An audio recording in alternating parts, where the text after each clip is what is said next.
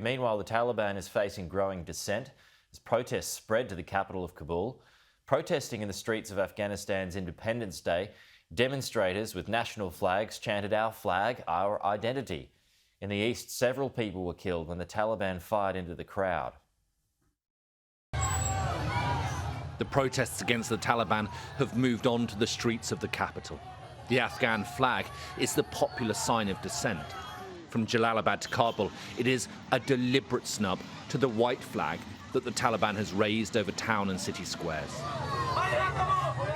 The protests are mostly peaceful for now, but how long will the Taliban let it continue?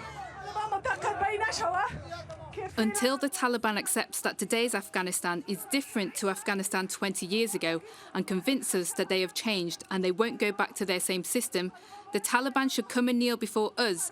We will never kneel before them. If they truly love their country, they will not fear us. This country is ours. We will save it by all means. Afghan women are slowly being rubbed out of society. This was a beauty salon in Kabul today. The Taliban leadership insists women will be free to live their lives, but evidence to the contrary is mounting. We had an announcement from the Taliban that we have nothing with the women. You can continue your work as you were working previously.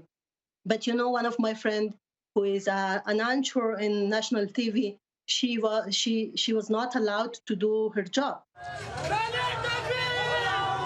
The number of women protesting on the streets, despite the obvious and real dangers to them, is quite something.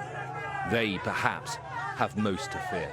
The Taliban wars against women. They don't want a woman to be educated. They take away the rights from the woman. The first thing they do, they take away everything from a woman.